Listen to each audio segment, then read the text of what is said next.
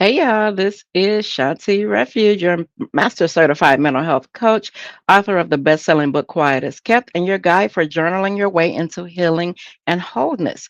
Today we are talking about one of the most transformative healing practices out there, reparenting. Specifically, how to reparent yourself, not just as a concept, but in the daily moments when your inner child shows up needing comfort, boundaries, or support. This one is deep. So let's walk through it gently. What is reparenting first? When I first heard of that word, I was like, so, and I'm sure somebody else out there is doing the same thing. So, what is reparenting? Reparenting is the practice of giving yourself now what you didn't get emotionally growing up. And this could be validation instead of criticism, boundaries instead of chaos, nurturing instead of neglect, or encouragement instead of silence. According to trauma expert Dr. Nicole LaPera, reparenting helps regulate your nervous system by creating safety within, which lowers anxiety, increases self trust, and improves emotional regulation. So, if you were raised in a home where your feelings were ignored or dismissed, reparenting is how you learn to say, "Hey, baby, I see you now. You matter to me. I got you." You're saying this to yourself, your inner child. That's who you're talking to. So let me tell you about the first time I reparented myself. I messed up one day. It was something small, but I spiraled, and my inner voice immediately started saying, "Girl, you always messing up. You should have known better than this. That's why nobody, trusts you." But then, I had to catch that. I imagine little Shanti, like 8-year-old little Shanti, sitting with her head down after being yelled at for something she didn't know. And I asked myself, would you talk to her like that? And of course, no, I ain't gonna talk, to baby Shanti like that. So I placed my hand over my heart and took a deep breath, and I told myself, "It's okay. You're learning. I love you anyway." And sometimes we have to do that for ourselves. And and when that happened with me, that moment rewired something in me. That was reparenting in real time.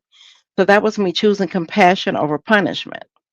And it took a while for me to stop doing that. So don't think it was a one-time thing or overnight thing. No, this took a while.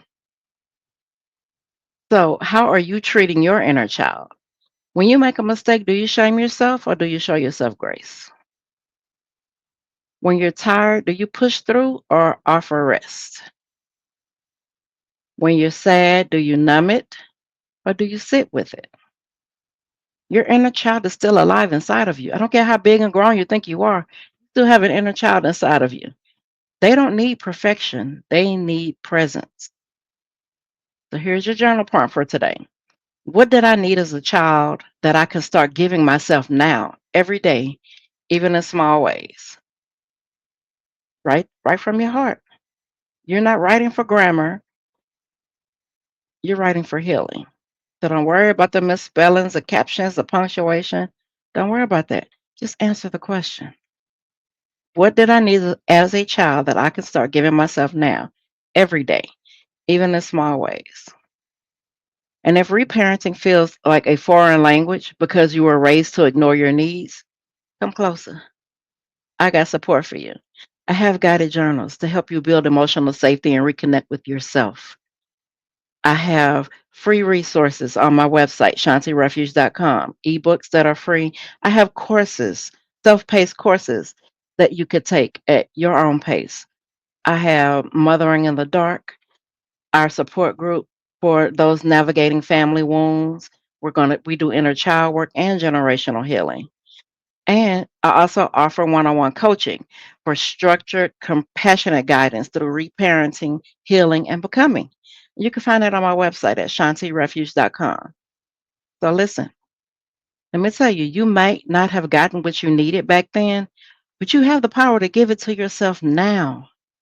Every time you choose softness over shame, that's you reparenting your inner child.